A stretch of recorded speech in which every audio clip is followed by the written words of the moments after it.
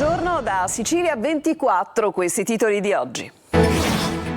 Con la pizza arrivavano in casa anche la droga e le armi. I carabinieri di Trapani arrestano un fattorino e 2 donne. Ragusa, 3 milioni di litri di latte proveniente da Malta spacciato per prodotto italiano, denunciati per falsità materiale, frode in commercio e responsabili. Disastro ambientale senza precedenti nella riserva della Sughereta a Niscemi. Un incendio ha ridotto in cenere ettari di bosco, minacciando anche la vicina base militare del MUOS. La strage decisa su WhatsApp, ricostruito lo scambio di messaggi tra i carnefici durante il drammatico esorcismo di Altavilla Milici, ha costato la vita a madre e 2 figli. Nella giornata mondiale della prevenzione dall'annegamento anche a Marina di Ragusa, la simulazione di un salvataggio ha mostrato cosa accade in caso di emergenza. Marco Mengoni ha incantato il pubblico dello stadio Franco Scoglio in una 2 giorni live da tutto esaurito. L'abbraccio con i 75.000 di Messina è andato decisamente oltre l'essenziale. Calcio, gol e sorrisi del Palermo per la terza vittoria in amichevole in Valle d'Aosta. Finisce 4-0 contro la Nuova Sondrio. Serie C, il Catania in ansia per la sorte dei tifosi rossazzurri, vittime di un grave incidente sulla strada verso Norcia. L'apprensione mette in forse la prima uscita precampionato della squadra di Toscano.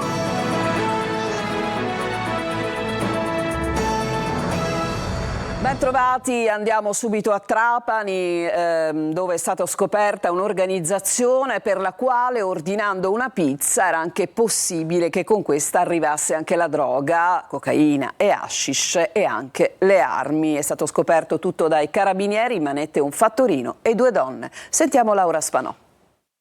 A Trapani praticamente basta ordinare una pizza e se vuoi ti arriva cocaina, hashish e se ti servono anche armi. In manette è finito un uomo di 51 anni che consegnava segretamente la droga e le armi insieme agli ordini di pizza. L'uomo era arrivato per la consegna a bordo di un mezzo nei pressi dell'abitazione dove vivevano 2 donne, una 79enne e una 58enne, pure loro arrestate, che si trova nel quartiere di San Giuliano, già al centro di numerosi blitz antidroga. Alla vista dei militari però il fattorino ha cercato di allontanarsi mostrando un'eccessiva agitazione. A quel punto i carabinieri hanno deciso di effettuare una perquisizione ed è arrivata la sorpresa. Oltre alle pizze ben occultate nel bagagliaio del veicolo sono stati rinvenuti e posti sotto sequestro 1,6 kg di cocaina, 4 kg e 200 grammi di hashish, assieme a questo anche una pistola calibro 7,65 con matricola a brasa e relativo munizionamento e silenziatore. Il fattorino e le 2 donne sono state arrestate per detenzione ai fini di spaccio di sostanze stupefacenti e porto abusivo di arma clandestina. Dopo l'udienza di convalida per l'uomo si sono aperte le porte del carcere, mentre una delle donne è stata posta agli arresti domiciliari, per l'altra è stato disposto il divieto di dimora nel comune di Erice. Una maxi operazione contro le frodi alimentari. Nel Ragusano ha scoperto latte maltese che era spacciato tramite un'etichetta per italiano o siciliano. Veronica Barbarino. Etichette falsificate e latte straniero spacciato per locale.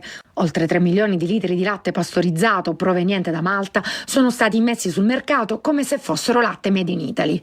A scoprire la frode i finanzieri del nucleo PEF di Ragusa, insieme ai funzionari dell'Ispettorato Centrale Repressione Frodi di Vittoria. Il prodotto, importato tra il 2024 e il 2025, è stato distribuito a diversi caseifici siciliani e del resto della penisola per produrre formaggi venduti poi come italiani o addirittura siciliani DOC. I controlli a valle della filiera hanno fatto emergere documenti di accompagnamento con l'indicazione di falsa origine del latte ed assenza del trattamento di pastorizzazione effettuato all'estero, spacciandolo per crudo. I soggetti coinvolti sono stati deferiti all'autorità giudiziaria con le accuse di falsità materiale e frode in commercio. La loro posizione è ora al vaglio degli inquirenti.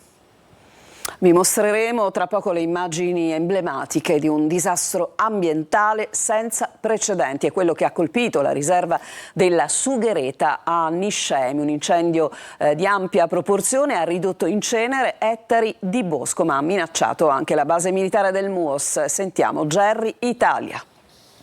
È una scena apocalittica quella che si presenta all'indomani del vasto incendio divampato ieri nella riserva naturale della Sughereta a Niscemi, oltre 5 chilometri di fronte del fuoco, con fiamme altissime spinte dal vento caldo e dal clima rovente di questi giorni hanno inghiottito in poche ore un patrimonio forestale di inestimabile valore. Le fiamme hanno distrutto tutto, lasciando solo cenere e tronchi carbonizzati. L'incendio ha anche sfiorato il perimetro della base del MUOS, alzando il livello d'allerta. Questo è il versante nord del bosco della Sughereta di Niscemi, a pochi metri dalla torretta di avvistamento. Alle mie spalle vedete quello che rimane dopo l'incendio di ieri, un paesaggio lunare, interi ettari di Sughereta totalmente distrutti. Sono le 10 del mattino e l'incendio è quasi del tutto domato. I Canadair hanno lavorato per tutta la giornata di ieri e per gran parte della notte i vigili del fuoco, la protezione civile hanno lavorato per spegnere l'incendio, ma vedete quello che c'è alle mie spalle è davvero un disastro. Ma il fronte dell'emergenza non è solo ambientale. Le parole del sindaco di Niscemi, Massimiliano Conti, non lasciano spazio a dubbi. È un progetto criminale, perché un fronte di fuoco di più chilometri non può essere un fatto accidentale, e quindi presumiamo sia doloso, e quindi è un progetto criminale a questa gente che ha distrutto la nostra tradizione, la nostra specificità ambientale, la buona parte della Sughereta.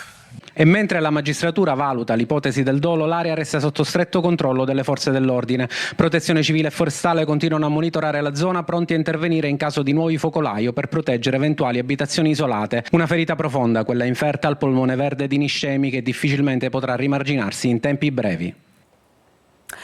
Anche oggi Palermo è una città caldissima, tra le città più calde in Italia, ma l'AFA non scoraggerà i turisti, non scoraggerà il grande esodo verso le località balneari dell'isola, in una appunto regione dove il turismo si mostra essere sempre più mordi e fuggi, probabilmente a causa dei prezzi che sono davvero molto elevati. Marco Gullà. Bollino rosso anche oggi, Palermo è la città più calda in Sicilia, 41 gradi, forse anche di più. Un caldo che però non ferma il primo grande esodo estivo, tra i tratti maggiormente trafficati la Palermo, Mazara del Vallo e la Palermo Catania. Tutti in viaggio verso le località balneari per un weekend da Bollino rosso anche sul traffico. Ma sono in tanti, anzi tantissimi, i turisti che in questi giorni prenderanno d'assalto la nostra isola per le proprie vacanze estive, vacanze che però saranno ridotte, non più una settimana, ma anche 3-4 giorni. Il tutto è anche legato all'aumento dei prezzi. La Sicilia, infatti, è la regione con maggiori rincari negli stabilimenti balneari. La Sicilia è la regione più economica d'Italia, però è la regione in cui aumenta di molto rispetto al costo della vita i servizi balneari. Arriviamo, la media nazionale è del 2%, arriviamo in Sicilia ad aumenti per esempio dell'abbonamento giornaliero pari a più 11% oppure del lettino più 10%. Quindi la Sicilia è tra le mete predilette, ma si riduce il range di giorni di vacanza. La maggior parte, il 54,2%, opta per dei soggiorni ridotti. Al massimo 3 giorni o 5 al massimo, ma molto spesso il fine settimana. E allora tutti in vacanza, ma solo per poco.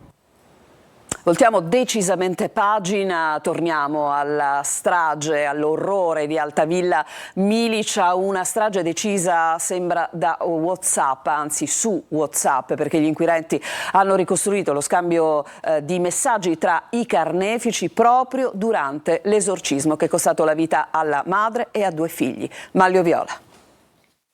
L'orrore corre su WhatsApp. Il destino di Antonella Salamone e dei suoi 2 figli Kevin ed Emanuel, le vittime della strage di Altavilla Milicia, fu deciso dai 2 santoni Sabrina Fina e Massimo Carandente e comunicato al marito e padre Giovanni Barreca con un messaggino attraverso WhatsApp.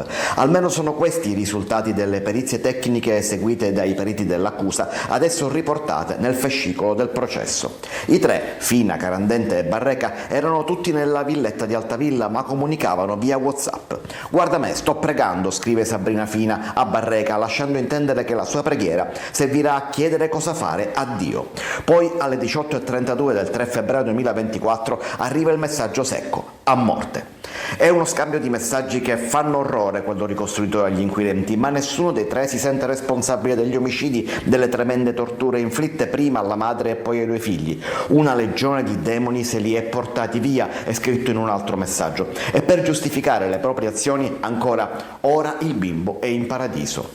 Un vero e proprio delirio. E anche se all'inizio aveva aiutato, anche Miriam, la più grande delle figlie di Barreca, avrebbe seguito lo stesso destino alla fine del percorso. Un orrore cieco, mistico, immotivato, del quale adesso devono rispondere tutti, anche se la coppia di Santoni nega. Ma i messaggi sembrano contraddire le versioni difensive. Tutte accuse comunque che saranno contestate alla prossima udienza a metà settembre. E andiamo all'Asacom, riesplode la rabbia dei lavoratori. In mattinata a Catania infatti il sit-in di protesta sotto l'assessorato ai servizi sociali. Le rivendicazioni e motivazioni nel servizio di Tonino De Mana. Un servizio senza qualità è un'inclusione a metà. Diritti e dignità non si negoziano ed ancora i bambini sono tutti uguali. Sotto gli archi della Marina, al riparo dal sole cocente, di fronte all'assessorato comunale ai servizi sociali, riesplode la rabbia dei lavoratori Asacom che da tempo chiedono garanzie salariali. Nel patto di accreditamento si chiedeva altro, aggiornamento professionale, si chiedeva tanto altro e non è stato rispettato. Non sono lavoratori qualsiasi, si occupano di assistenza all'autonomia e alla comunicazione degli studenti con disabilità. Il loro impegno quindi richiede dedizione e sacrifici. Questo non si fa. Gloria, 5 anni. Una nostra bambina fa parte della nostra associazione e ha sentito questa nostra denuncia, ha capito che era fondamentale dare il suo contributo, quindi oggi voleva essere qui con noi per far capire all'assessore, a tutto il comune di Catania, che non si procede in questa maniera. Non le manda a dire il segretario generale CISL Maurizio Attanasio, che riconosce l'impegno del sindaco trentino, ma chiediamo proprio questo, che venga rivisto il bando e che il bando venga ritirato, come si usa nell'amministrazione in autotutela, e riformulato inserendo le proposte che nella coprogettazione abbiamo portato come CISL tutta. Anche in Sicilia si allunga la vita con sempre più anziani senza che però crescano attenzione e servizi. Pensioni e redditi sono più bassi del 20% rispetto al resto d'Italia. I sindacati dei pensionati di CGIL, CISL e UIL riuniti a Catania lanciano un appello e chiedono alle amministrazioni pubbliche di impegnarsi nel contrasto alla povertà, la tutela della salute e l'accesso alle cure. E oggi è la giornata mondiale della prevenzione dall'annegamento e così anche in Sicilia, in particolare a Marina di Ragusa, si è tenuta una simulazione di un salvataggio che è servito a mostrare cosa accade in caso di emergenza. Veronica Barbarino. Presidio da Tocano. C'è un pericolante in acqua, sembra essere cosciente, stiamo intervenendo e l'operatore sta entrando in acqua per effettuare il salvaggio. Tocano ha ricevuto, datemi immediatamente informazioni sulle condizioni del pericolante e se servono i sanitari. In Italia si contano circa 400 annegamenti l'anno, la maggior parte proprio d'estate. Secondo i dati dell'Istituto Superiore di Sanità, alla base di molte tragedie c'è un errore comune, la sottovalutazione del pericolo. È per questo che oggi, in occasione della giornata mondiale della prevenzione dell'annegamento, i 246 comuni bandiera blu italiani si sono uniti per promuovere la cultura della sicurezza in acqua. Anche Marina di Ragusa ha fatto la sua parte. Sotto lo sguardo attento dei bagnanti è andata in scena una simulazione di salvataggio. Prima l'intervento da terra dei bagnini, poi l'arrivo in mare di una moto d'acqua con barella, il recupero della vittima, il ritorno a riva e le manovre di rianimazione del 118.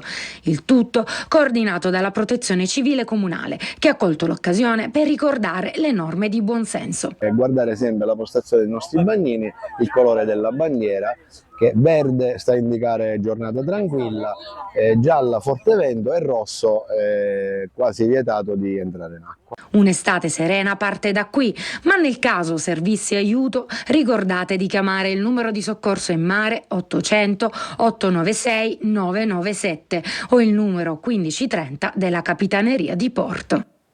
E adesso c'è una pausa, subito dopo andremo a Catania per mostrarvi il reperimento di un importante reperto appunto archeologico. A tra poco.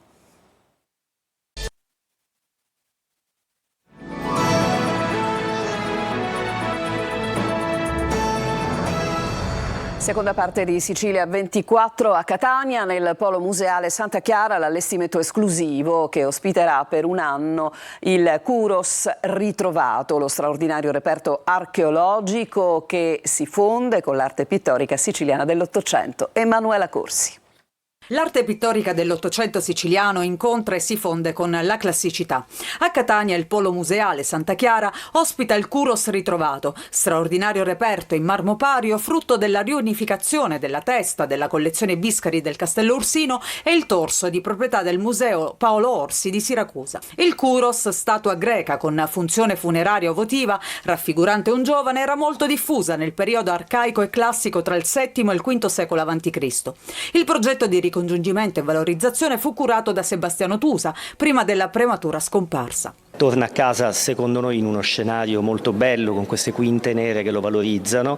L'opera, tornata a Catania, è stata esposta nell'atrio del Polo Museale ed introduce il visitatore ad un'esperienza immersiva nell'arte pittorica catanese, con la mostra romantica, volti, immagini, contaminazioni dell'Ottocento siciliano, con una straordinaria selezione di opere delle collezioni del Museo Civico del Castello Ursino, molte delle quali in esposizione per la prima volta. Per la prima volta l'Ottocento pittorico siciliano e anche catanese viene valorizzato in questo modo e noi crediamo che questo avrà uno straordinario significato anche nell'ottica dei visitatori. La verità è che noi catanesi non conosciamo il reale patrimonio culturale della città. Allora, anziché pensare ogni volta a immaginare viaggi culturali altrove, intanto cominciamo a compierli a Catania e ci sentiremo appagati. Le mostre resteranno aperte tutti i giorni dalle 9 alle 19. Una grande generosità sul palcoscenico e la cura per ogni dettaglio, tutto per i 75.000 spettatori accorsi ad applaudire un grande artista italiano nei suoi 2 live allo Stadio Franco Scoglio. Parliamo di Marco Mengoni. Il servizio è di Francesco Triolo. E quanto avrei voluto quell'istante che ci perché mi fa bene.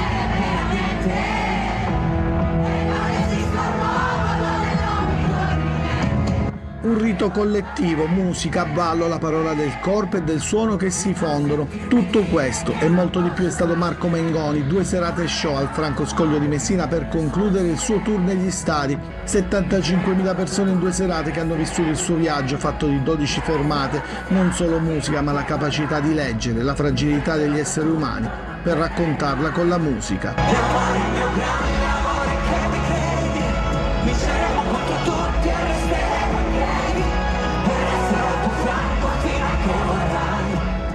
La sua voce e cuore, soprattutto dalle prime canzoni a quelle delle emozioni forti dell'uomo che inciampa, cade, soffre ma si rialza.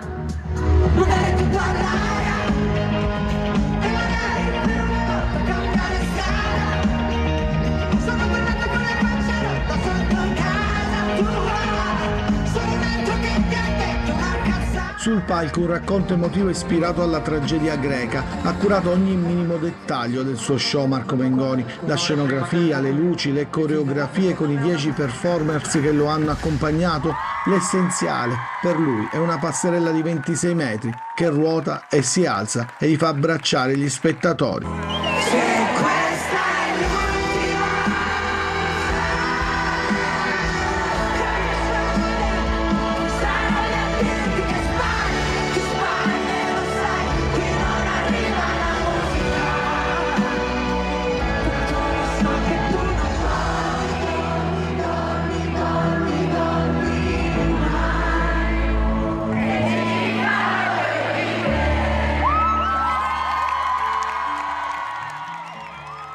Adesso alla nostra programmazione, la Regione siciliana ha stanziato 1,5 milioni di euro per le donne vittime di violenza, fondi che serviranno per borse lavoro, contributi abitativi e per l'autoimpresa. Giusila Zara ne parlerà oggi nel Focus in onda dopo il nostro telegiornale con Grazia, che ha avuto il coraggio di denunciare dopo anni di violenza del marito, e Anna Agosta dell'associazione Antiviolenza Tamaia di Catania. L'appuntamento dunque alle 14:30 su Telecolor, ma anche in streaming su siciliaweb.it e la possibilità di inviare i vostri messaggi di testo alla linea WhatsApp 342 74 55005. Un'altra pausa e torniamo tra poco con il calcio.